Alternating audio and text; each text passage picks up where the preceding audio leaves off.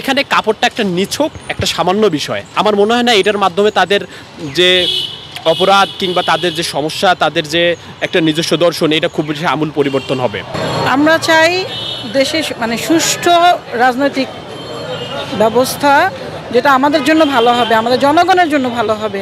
এখন সেক্ষেত্রে পুলিশদের উচিত যে যেটাই পাস্টে চলে গেছে, এখন সামনে কিভাবে ড্রেস চেঞ্জের সাথে সাথে তাদের মনোবৃত্তিও চেঞ্জ করা উচিত আমি মনে করি। র্যাব যে দর্শন নিয়ে আসছিল তাদের সাময়িক সময়ের জন্য এটা খুব বেশি প্রভাব বিস্তার করছে, কিন্তু ধীরে ধীরে তাদের মৌলিকত্বটা হারিয়ে যায়। একই সাথে পরবর্তীতে অনেক প্রশ্নবিদ্ধ কার্যাবলী চলে আসে, যেটা আমাদের দলীয়করণের একটা প্রভাব তৈরি হয়ে যায়।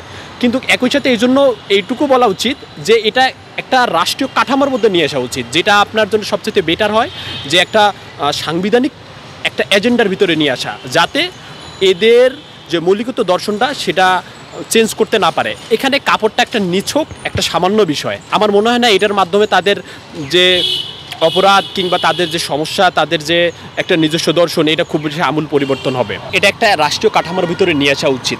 রাষ্ট্রীয় কাঠামো নিয়ে আসার একমাত্র বেস্ট মাধ্যম, যেটা একই সাথে সংবিধান সংস্কার করা হচ্ছে।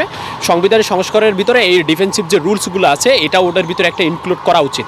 তাহলে আমাদের এদের যে নিজস্ব একটা গতিধারা, নিজস্ব একটা যে কার্যাবিধি, এটার বাইরে তারা যেতে পারবে না। আমি একজন রাজনৈতিক দল হয়ে আমি সবসময় চেষ্টা করব তাদেরকে ব্যবহার করে আমি আমার নিজের স্বার্থকে হাসিল করার জন্য। আমার জন্য সেখানে একটা সীমাবদ্ধতা থাকে, আমি যেন তাদের প্রত্যেকটা জিনিস মানব যতটুকু জনগণের কল্যাণে, এর প্রয়োজনের বাইরে যেটা হবে সেটা যেন আমার ব্যাপারে একটা নিজস্ব ক্ষমতা থাকে, এইটুকু তাদেরকে ইনশিওর করা উচিত। আমরা শুধু পুলিশকে দোষ দেবো ব্যাপারটা এরকমও না, কারণ এটা চেইন অফ কমান্ডটা যেন ঠিক থাকে।